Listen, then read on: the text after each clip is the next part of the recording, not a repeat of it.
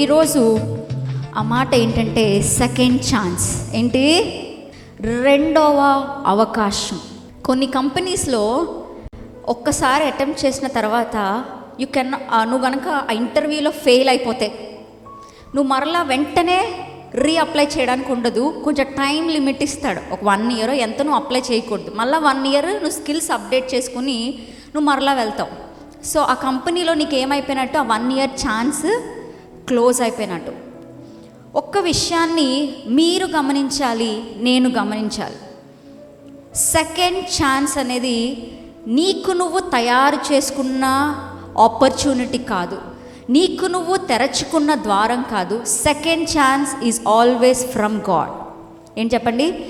రెండవ అవకాశం అనేది ఎప్పుడు ఎక్కడి నుండి వస్తుందంటే దేవుని దగ్గర నుంచే వస్తుంది.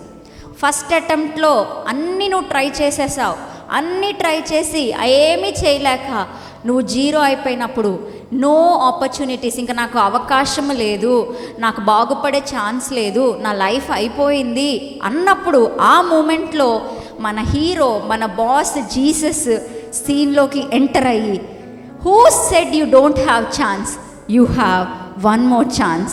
నీకు మరి ఒక అవకాశం ఉంది, నీకు మరి ఒక ద్వారం ఉంది, నీకు మరి ఒక ఓపెన్ డోర్ ఉంది, నీకు మరి ఒక అవకాశము నేను నీ కొరకు తెరిచాను. హల్లెలూయా. సో దేవుడు మనకి ఈరోజు 4 ఛాన్సెస్ని దేవుడు మనకి ఇవ్వబోతున్నాడు. 4 అవకాశాలని దేవుడు ఈరోజు మీ ముందుంచుతున్నాడు. మొట్టమొదటిది, still there is chance for God to fulfil his purpose over your life. ఇంకా ఛాన్స్ ఉంది దేవుడు తన ఉద్దేశాలను నీ జీవితంలో నెరవేర్చడానికి. హల్లెలూయా. ఇది మొట్టమొదటిది. దేవుడు ఇంకా నీకు ఒక ఛాన్స్ ఇస్తున్నాడు, ఆయన ఉద్దేశాలు నీ జీవితంలో నెరవేర్చబడడానికి. హల్లెలూయా. పరిశుద్ధ గ్రంథంలో మనకి ఒక స్టోరీ, ఒక బ్యూటిఫుల్ స్టోరీ కనిపిస్తుంది, ఒక కథ కనిపిస్తుంది. ఒక రాజు ఉన్నాడు, ఐగుప్తు దేశానికి ఒక రాజు ఉన్నాడు. హిజ్ నేమ్ ఈజ్ ఫరో. అయితే ఆ ఫరోకి ఇజ్రాయేలీలు ఎదుగుతూ ఉంటే చూస్తూ ఊరుకోలేకపోయాడు. ఎవరైనా ఎదుగుతూ ఉంటే మండుతుందా మండదా? సాతానికి మండుతుంది. దేవుని పిల్లలు ఎదుగుతూ ఉంటే సాతాను ఉడికిపోతాడు. దేవుని పిల్లలు ఆరోగ్యంగా హ్యాపీగా ఉంటే సాతాను చూడలేడు. ఎలాగోలాగా వాళ్ళ సంతోషాన్ని ఏం చేయాలి? దొంగిలించాలి. అందుకే సాతాను పేరే ఏంటంటే ఆయన దొంగ అంట. సాతానికి బైబిల్ ఇచ్చిన పేరే దొంగ. ఎందుకంటే Satan always wants to steal. నీ దగ్గర ఉన్న సంతోషం లాగేసుకోవాలి, నీ దగ్గర అప్పుడే నవ్వావు, అప్పుడే సంతోషంగా ఉన్నావు, నీ దగ్గర ఉన్న ఆనందాన్ని దొబ్బేయాలి, లాగేసుకోవాలి. సో ఇదే సాతాన్ యొక్క ఎయిమ్. సో ఇజ్రాయేలీలు ప్రబలుతూ ఉంటే ఫరో తట్టుకోలేకపోయాడు. ఒక ఆర్డర్ని పాస్ చేశాడు. ఏంటంటే హెబ్రీలు పిల్లల్లో ఎవరైనా మగ పిల్లవాడు పుడితే ఆ మగ పిల్లవాడిని తీసుకెళ్ళి ఎక్కడ పాడేయాలంటే నదిలో పాడేయాలి. మీరు ఆ వర్డ్ చదవండి. యాక్చువల్లీ నిర్గమాకాండం 1వ అధ్యాయం 22వ వచనం. అయితే ఫరో హెబ్రీలలో పుట్టిన ప్రతి కుమారుని నదిలో పారవేయుడి, ప్రతి కుమార్తెను బ్రతకనీయుడు అని తన ప్రజలందరికీ ఆజ్ఞాపించాను. ఓకే, హెబ్రీల్లో పుట్టిన మేల్ చైల్డ్, హెబ్రీలు పిల్లల్లో మేల్ అయితే ఏం చేయాలి? నదిలో పాడేయాలి. ఫీమేల్ అయితే బ్రతకనివ్వాలి. అయితే ఒక లేవి వంశస్థుడు ఒక లేవి కుమార్తెని ఏం చేశాడంటే మ్యారేజ్ చేసుకున్నాడు. లేవి గోత్రంలో ఒక కపుల్ ఉన్నారు. ఆ కపుల్కి ఒక బ్యూటిఫుల్ చైల్డ్ పుట్టాడు, అందమైన కుమారుడు పుట్టాడు. ఆ కుమారుడు చాలా అందంగా ఉన్నాడు. ఒక తల్లి ఏమనుకుంటుంది?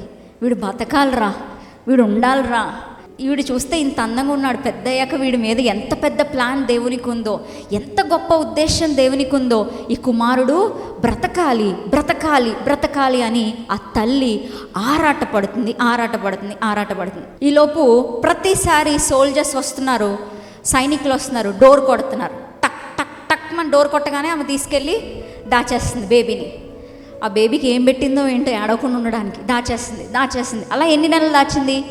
3 నెలలు దాచింది. 3 నెలల తర్వాత ఆమె దాచలేకపోయిందంట. బైబిల్లో రాయబడింది, she couldn't able to hide anymore. అంటే ఇక మీదట తను ఏమీ చెయ్యలేకపోయింది. అనుకుంది, వాడు బ్రతుకుతాడో చస్తాడో నాకు తెలీదు. ఎందుకంటే ఆ నదిలో చాలా ముసళ్ళు ఉంటాయి, యానిమల్స్ ఉంటాయి. వాడు బ్రతుకుతాడో చస్తాడో నాకు తెలీదు. నేను మాత్రం ఇంకా దాయలేకపోతున్నాను. నా చేతిలో అన్నీ అయిపోయాయి, నా చేతిలో ఉన్న ఆపర్చునిటీస్ అన్నీ అయిపోయాయి. I cannot hide him anymore. నేను ఇక మీదట ఆ బిడ్డను నేను దాయలేను అని ఒక డెసిషన్కి వచ్చింది. ఈరోజు ఈ మాట వింటున్న వాళ్ళు ఎవరైనా, నా జీవితంలో దేవుని ఉద్దేశాలన్నీ ఎండ్ అయిపోయాయండి. మోజెస్కి దేవుడు యొక్క ఉద్దేశం ఏంటంటే అతను ఒక నాయకుడు, అతను ఒక లీడర్. కానీ వాళ్ళ అమ్మ దృష్టిలో కూడా అతను ఒక లీడర్గానే కనిపించి ఉంటాడు, ఒక సుందరమైన బేబీగా కనిపించాడు. But she couldn't able to fulfil God's purpose. దేవుని ఉద్దేశాలు ఇంకా అయిపోయాయి. ఈ బేబీ ఎలాగో నేను తీసుకెళ్ళి నదిలో వదిలేస్తాను, ఈ బేబీ ఎలాగో చనిపోతాడు, ఈ బేబీ ఎలాగో ఇంకా ఉండడు అని ఏం చేసిందంటే ఒక పెట్టి రెడీ చేసి వదిలేసింది నదిలో. ఇక్కడ ఒక కోఇన్సిడెన్స్ ఉంది. ఫరో ఏం చెప్పాడు? నదిలో పాడేయమన్నాడు. దేవుడు కూడా నదిలో పాడేసిన బిడ్డను తీసుకుని వెళ్ళి రాజభవనంలో దేవుడు పెంచుతున్నాడు. నువ్వు ఎక్కడ పడిపోయావో, ఎక్కడైతే నీకు డౌన్ఫాల్ స్టార్ట్ అయిందో అదే ప్లేస్లో దేవుడు నదిలో ఫరో పాడేయాలి అని చెప్పినప్పుడు మోషే అరణ్యంలో పెరగలేదు, లేకపోతే మోషే అరణ్యంలో వదలలేదు, ఇంకెక్కడో వదలలేదు. నదిలో పడవేయబడిన మోషే, నదిలో పడవబడిన అదే మోషే ఫరో ఆజ్ఞని క్రాస్ చేసి దేవుడి ఉద్దేశము మోషే జీవితంలో నెరవేరింది.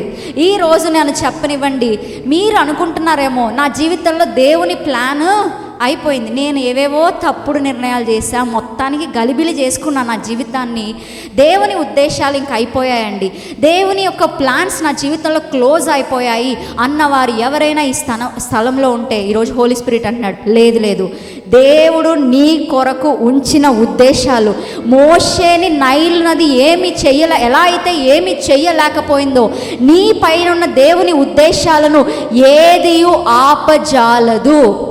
హల్లెలూయా. ఈవెన్ ఫరో ఆజ్ఞయే ఆపలేకపోయింది. ఫరో యొక్క శాసనమే నదిలో పాడేయాలని చెప్పిన అదే ఫరో ఏ నోటితో అయితే వచ్చిందో అదే భవనంలో నది నుండి ఒక కుమారుడు తీయబడి అదే ఒక ఫరో భవనంలో ఒక కుమారుడు పెంచబడుతున్నాడంటే దేవుని ఉద్దేశాలు జరిగే తీరుతాయి అనడానికి ఇది ఒక గొప్ప ఉదాహరణ. హల్లెలూయా. సో ఈరోజు దేవుడు అంటున్నాడు, still there is a chance for God to fulfil his plan over your life. నువ్వు ఏదైనా రాంగ్ డిసిషన్ తీసేసుకున్నావేమో, తప్పుడు నిర్ణయాన్ని నువ్వు మళ్ళా కరెక్ట్ చేయొచ్చా? చేయలేము కదా. నేను ఏది చేయలేను, కానీ ఇంకా దేవుడు తన ఉద్దేశాలను ఏం చేయగలడు? నెరవేర్చగలడు. సో ఇది ఫస్ట్ థింగ్. దేవుని ఉద్దేశాలకి ఇంకా ఏముంది? ఛాన్స్ ఉంది. మీ అందరికీ నేను చెప్తున్నాను, ప్రాఫెసీగానే చెప్తున్నాను, మీరు రిసీవ్ చేసుకోండి. మీ లైఫ్లో దేవుడు ఏది అనుకుంటాడో అదే జరుగుతుంది. దేవుడు అనుకోలేనివి అలా పోతాయి. దేవుడు అనుకున్నవి ఎంతమంది ఆపినా, ఎంతమంది అడ్డగించినా దేవుడి ఉద్దేశాలు నీ జీవితంలో జరిగే తీరుతుంది. నువ్వు అనుకుంటున్నావు గాడ్స్ ప్లాన్ అంతా రివర్స్ అయిపోయిందేమో అనుకుంటున్నావేమో. లేదు, దేవుడు అంటున్నాడు, I'm still in control, I will still fulfil my purpose over your life. Hallelujah. So రెండవది, సెకండ్ ఛాన్స్. దేవుడు మీకు ఇచ్చే సెకండ్ ఛాన్స్ ఏంటి అనంటే, ఇదే మోసెస్ లైఫ్లో మనం చూస్తే, మోసెస్ ఇప్పుడు కొంచెం పెద్దవాడైపోయాడు. ఏమైపోయాడు?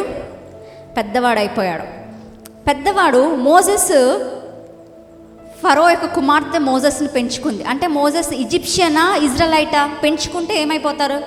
మోజెస్ని ఫరో కుమార్తె పెంచుకున్నప్పుడు మోజెస్ ఏ ఫ్యామిలీకి చెందినవాడు? ఫరో యొక్క ఫ్యామిలీకి చెందినవాడు. ఫరో యొక్క ఫ్యామిలీ అంటే ఆయన ఒక రాజు, హీ హ్యాస్ ఎవ్రీథింగ్. మోజెస్ కూడా రాజకుమారుడు, రాజు యొక్క మనవడులా పెరుగుతున్నాడు. ఎంత గారాభంగా పెరిగి ఉంటాడో ఆలోచించండి, ఎంత బాగా పెరిగి ఉంటాడు. ఇలా చిటికేస్తే ఫుడ్, చిట్టికేస్తే వెహికల్, చిట్టికేస్తే సోల్జర్స్, అన్ని ఫెసిలిటీస్తో మోసెస్ పెరిగాడు.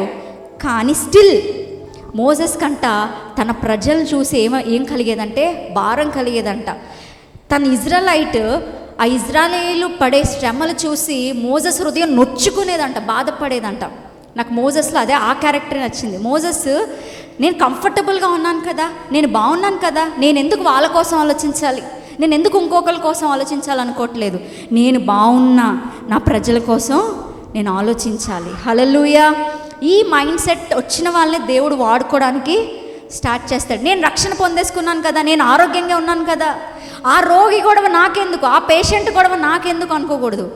నేను బాగున్నా కూడా ఎవరెవరైతే సఫర్ అవుతున్నారో వాళ్ళ కోసం నీ గుండె కొట్టుకుంటున్నప్పుడు పరలోకం చూస్తుంది, నిన్ను వాడుకోవడానికి మొదలు పెడుతుంది. హల్లెలూయా.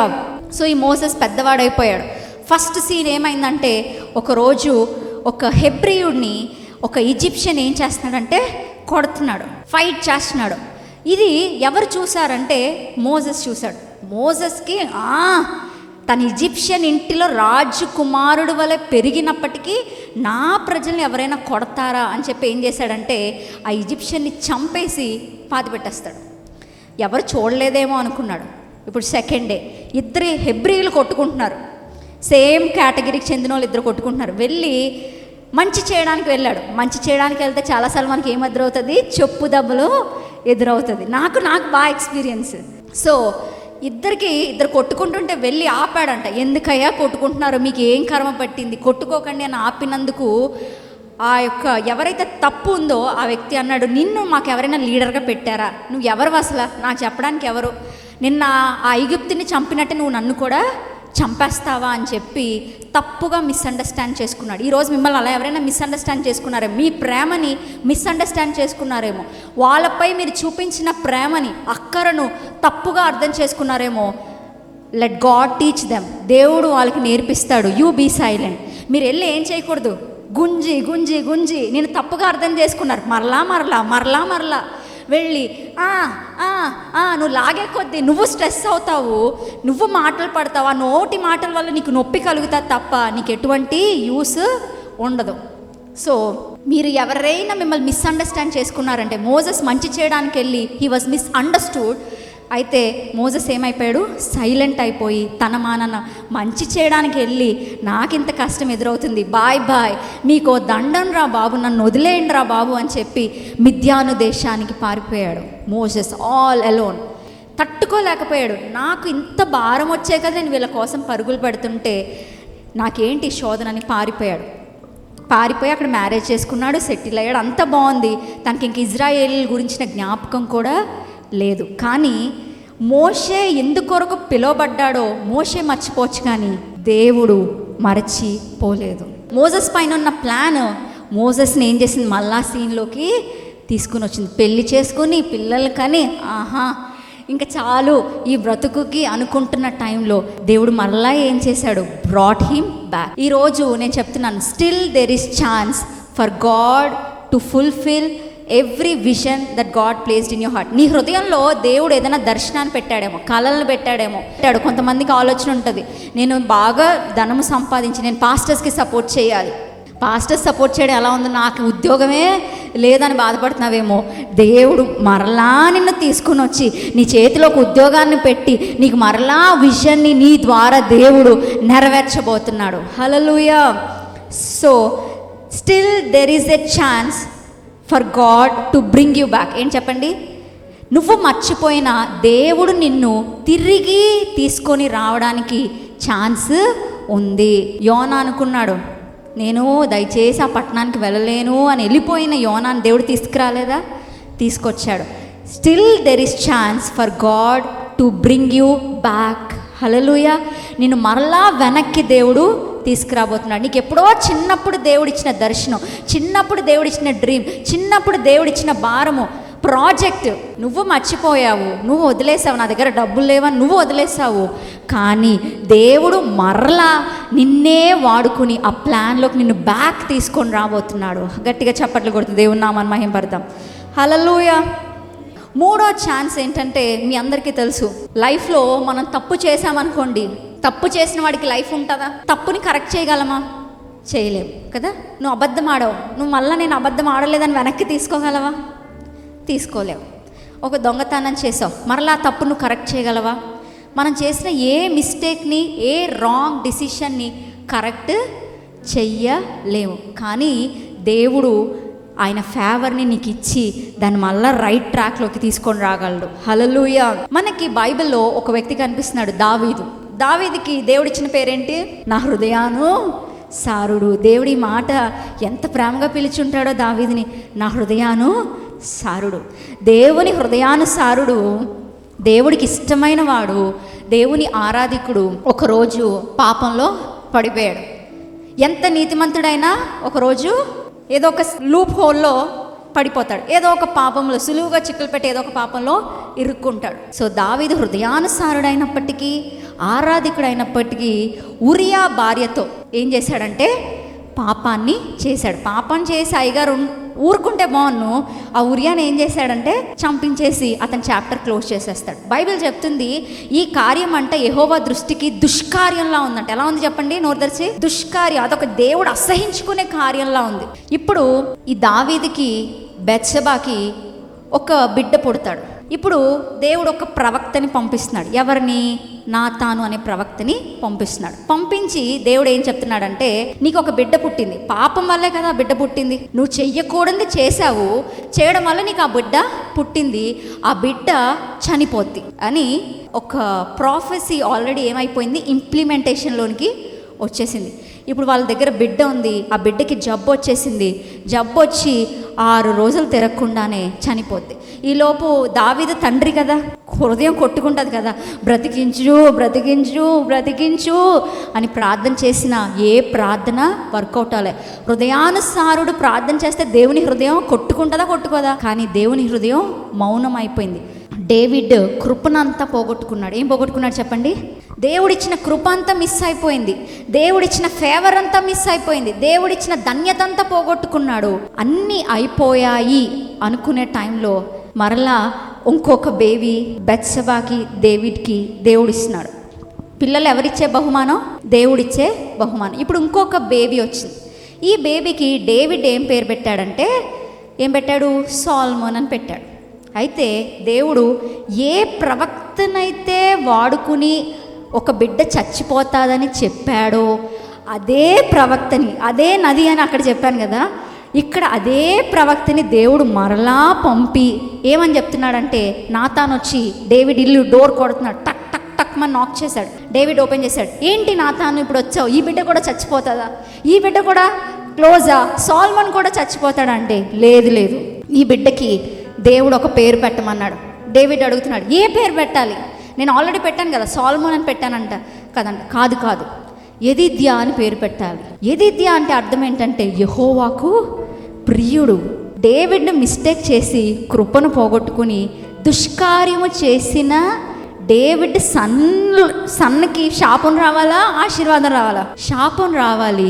కానీ still there is chance for God to show his grace to you. ఇంకా దేవుడికి అవకాశం ఉంది నీకు కృపనివ్వడానికి. హల్లెలూయా. డేవిడ్ కృపని పోగొట్టుకున్నాడు. కృపని పోగొట్టుకున్న డేవిడ్కి ఇప్పుడు ఎవరు పుట్టారంటే యెహోవాకు ఎవరు ప్రియుడు. ఎవరు చెప్పండి? యెహోవాకు ప్రియుడు. ఈరోజు నన్ను చెప్పనివ్వండి, మీరేదో తప్పు చేశారు, చేయకూడనిది చేశారు, తప్పుడు నిర్ణయాన్ని తీసుకున్నారు. మీ టీనేజ్లో, మీ యంగ్ ఏజ్లో మనకి తెలీదు, మీరు కొన్ని రాంగ్ డిసిషన్స్ని తీసుకొని ఉండొచ్చు, మీరు దాన్ని రెక్టిఫై చేయలేరు. దేవుని కృపను మీరు పోగొట్టుకొని ఉన్నారేమో. నా మీద దేవుని కనికరం పోయింది, దేవుని కృప పోయింది, అందుకే నేను ఈరోజు శాపం అనుభవిస్తున్నాను. డేవిడ్ అనుకుని ఉంటాడు, నేను ఈ పాపం చేయబట్టి నా కుమారుడు చనిపోయాడు కదా, ఈ పాపం చేయబట్టే కదా ఒక కుమారుడు చనిపోయాడు, యెహోవా దృష్టిలో నేను దుష్కార్యం చేసిన వాడిని అయిపోయాను, కృపని పోగొట్టుకున్నాను, అప్పటి వరకు హృదయానుసారుడు కృప పొందిన వాడిని నేను, కృపని పోగొట్టుకున్నానని డేవిడ్ గిల్టీ కాన్షియస్తో అతని హృదయము అలమటిస్తూ ఏడ్చుండేది. ఈరోజు మీరు చేసిన తప్పుడు నిర్ణయాలు బట్టి మీరు ఏడుస్తున్నారేమో. గిల్టీ కాన్షియస్నెస్తో ఎందుకు చేశానా తప్పు, ఎందుకు తీసుకున్నాను, ఎందుకు ఆ బిజినెస్లో ఎంటర్ అయ్యాను, ఎందుకు నేను ఆ జాబ్ చేశాను అని ఈరోజు మీ రాంగ్ డిసిషన్స్ని బట్టి మీరు బాధపడుతున్నారేమో. But God is telling you today, ఇంకా దేవుడికి అవకాశం ఉంది నీ మిస్టేక్స్ని కరెక్ట్ చేయడానికి, మరలా నీకు కృపనివ్వడానికి, మరలా నీకు తన గ్రేస్ని ఇవ్వడానికి, మరలా నిన్ను అభిషేకించడానికి, మరలా నిన్ను వాడుకోవడానికి, మరలా నీ పోగొట్టుకున్న ప్రతి వాటిని తిరిగి ఇవ్వడానికి దేవుడికి still there is a chance. Hallelujah. నువ్వు పోగొట్టుకున్న ప్రతి వాటిని తిరిగి ఇవ్వడానికి దేవునికి అవకాశము ఇంకా ఉంది. నువ్వు తప్పు చేసావని నువ్వు అనుకుంటున్నావు, కానీ దేవుడు నీ తప్పులు వాడుకుని దాన్ని ఒక సాక్ష్యంగా చేస్తాడు. నీ తప్పులను దేవుడు, నీ మిస్టేక్స్ నీ మెసేజ్గా అవ్వబోతున్నాయి, నీ మిస్టేక్స్ నీ టెస్టిమోనీగా అవ్వబోతున్నాయి, నీ మిస్టేక్స్ నీ ఫెయిల్యూర్స్ నీ రాంగ్ డిసిషన్స్ రేపటి దినము నీకు ఆశీర్వాదంగా మారబోతున్నాయి అన్నదానికి దావీదు ఒక స్టోరీ నిదర్శనం. అతడు తప్పు చేసినప్పటికీ, దేవుని కృపను పోగొట్టుకున్నప్పటికీ, దుష్కార్యం చేసిన అతనికి యెహోవాకు ప్రియమైన కుమారుడు పుట్టాడంట. అంటే చిన్నప్పుడే సొలొమోను మీద అంత గ్రేస్ దిగింది. నువ్వు ఏది పోగొట్టుకోలేదు, దేవుడు ఇంకా నీ లైఫ్లో వర్క్ చేస్తున్నాడు, ఇంకా నీ లైఫ్లో వర్క్ చేస్తున్నాడు. నువ్వు అంతా పోయింది అనుకుంటున్నావేమో, నా సంతోషం పోయింది, నా సమాధానం పోయింది, అన్నీ పోయాయిరా బాబు అనుకుంటున్నావేమో. లేదు, God is still working on your life. దేవుడు ఇంకా నీ జీవితంలో వర్క్ చేస్తూనే ఉన్నాడు. Hallelujah. The last and final, the fourth chance. Still దేవునికి ఒక అవకాశం ఉంది నిన్ను స్వస్థపరచడానికి, నిన్ను బాగు చేయడానికి. Hallelujah. Still there is chance for God to heal you. Hallelujah. Heal అనగానే మనకు గుర్తొచ్చేది శరీరంలో ఉన్న రోగాలే, కానీ 3 ఉన్నాయండి. ఆత్మీయంగా దెబ్బతినడం, శారీరకంగా దెబ్బతినడం, మానసికంగా దెబ్బతినడం. దేనికైనా మందు ఒక్కటే, యావే రాఫా. యావే రాఫా. హల్లెలూయా.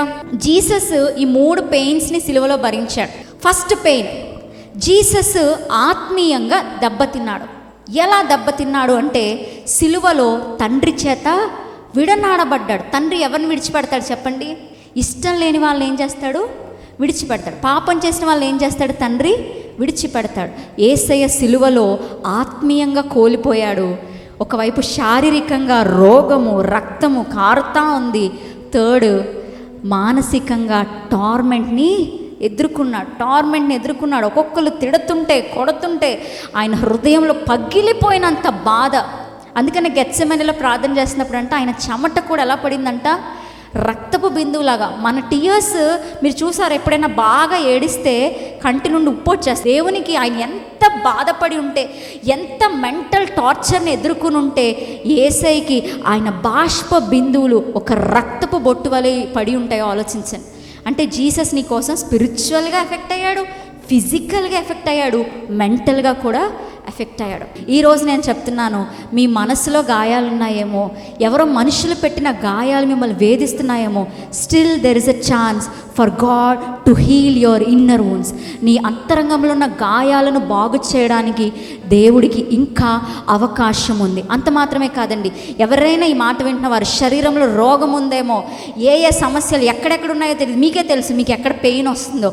ఈరోజు దేవుడు అంటున్నాడు, ఐఎమ్ యువర్ హీలర్, నేనే యావే రాఫాని, నిన్ను స్వస్థపరచబోతున్నానని దేవుడు పలుకుతున్నాడు. హల్లెలూయా. అంత మాత్రమే కాదు, ఆత్మీయంగా దెబ్బతిన్న వాళ్ళు. నేను అప్పుడు చాలా ప్రేయర్ చేసేదాన్ని, ఇప్పుడు ప్రేయర్ చేయలేకపోతున్నాను. నేను బైబిల్ చదవలేకపోతున్నాను. ప్రార్థనకు మోకాలే కానీ ఏవేవో ఆలోచనలు, బైబిల్ తీయగానే ఏవేవో ఆలోచనలు. నేను ఆత్మీయంగా దెబ్బతిన్నాను అన్న వాళ్ళని కూడా ఈరోజు యావే రాఫా హీల్ చేయబోతున్నాడు.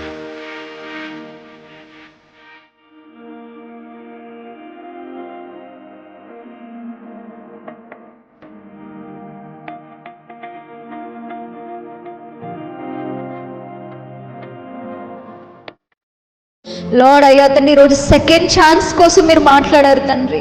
మాకు మీరు ఇచ్చే 2వ తరుణము, మా ద్వారాలన్నీ మూయబడినప్పుడు, మా డోర్స్ అన్నీ క్లోజ్ అయినప్పుడు మీరు ఇచ్చే 2వ ఛాన్స్ కోసం మాతో మాట్లాడారయ్యా. నీకు వందనాలు తండ్రి, నీకు స్తుతి కలుగును గాక, నీవు మహిమపరచబడును గాక. ఇక్కడున్న ప్రతి ఒక్కరిని ఇప్పుడే యావే రాఫా హీల్ చేయమని అడుగుతున్నాను, ఇప్పుడే స్వస్థపరచమని అడుగుతున్నాను. మా హృదయాలు తేలికవును గాక. ఎవరెవరైతే భారముతో వచ్చారో ఇప్పుడే రిలీవ్ చేయబడుదురుగాక, రిలీవ్ చేయబడుదురుగాక. యేసు నామములో అద్భుతము జరుగునుగాక. నీ ప్రియ బిడ్డల పక్షాన మీరు నిలవబడమని యేసు నామములో అడిగి వేడుకుంటున్నాం తండ్రి. ఆమేన్.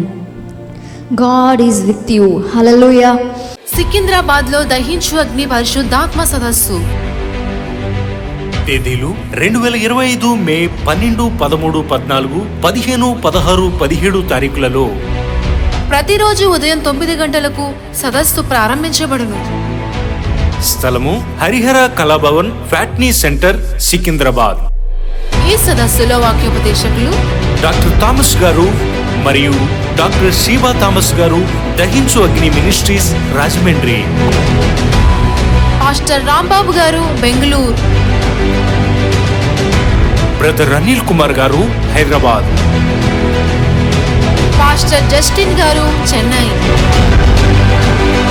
డాక్టర్ జయశీలన్ గారు మరియు కృపా జయశీలన్ గారు చెన్నై.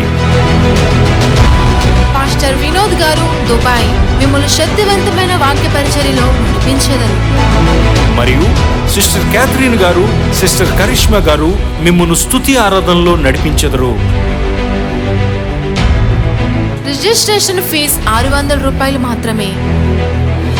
మరిన్ని వివరములకు మమ్మల్ని సంప్రదించవలసిన ఫోన్ నెంబర్ 9494940072. విజయవాడలో దహించు అగ్ని సేవకుల కూడిక మే 20వ తేదీన ఉదయం 10 గంటల నుండి ప్రారంభించబడును. ముఖ్య ప్రసంగికులు డాక్టర్ థామస్ గారు, దహించు అగ్ని మినిస్ట్రీస్ రాజమహేంద్రవరం. స్థలం కందుకూరి కళ్యాణ మండపం, జింకానా గ్రౌండ్స్, విజయవాడ. మరిన్ని వివరాలకు 9032224646 మరియు 9032224747. రాజమహేంద్రవరంలో దహించు అగ్ని సేవకుల కూడిక మే 27వ తేదీన ఉదయం 10 గంటల నుండి ప్రారంభించబడును. ముఖ్య ప్రసంగికులు డాక్టర్ థామస్ గారు, దహించు అగ్ని మినిస్ట్రీస్ రాజమహేంద్రవరం. స్థలం దహించు అగ్ని ఆడిటోరియం, నటరాజ్ థియేటర్, రాజమహేంద్రవరం. మరిన్ని వివరాలకు 9494940072 మరియు 73. సికింద్రాబాద్ లో దహించు అగ్ని అద్భుత అసాధారణ కూడిక ప్రతి శనివారం సాయంత్రం 5 గంటల నుండి ప్రారంభించబడును. స్థలం SPG church ground, alpha hotel వెనుక, సికింద్రాబాద్. మరిన్ని వివరాలకు 9494940074 మరియు 75. రాజమహేంద్రవరంలో దహించు అగ్ని అభిషేక ఆదివారపు ఆరాధన ఇప్పుడు ప్రతి ఆదివారం ఉదయం 9:30 నుండి ప్రారంభించబడును. తప్పక పాలు పొందండి, దైవిక ఆశీర్వాదం పొందండి. స్థలం దహించు అగ్ని ఆడిటోరియం, నటరాజ్ థియేటర్, రాజమహేంద్రవరం.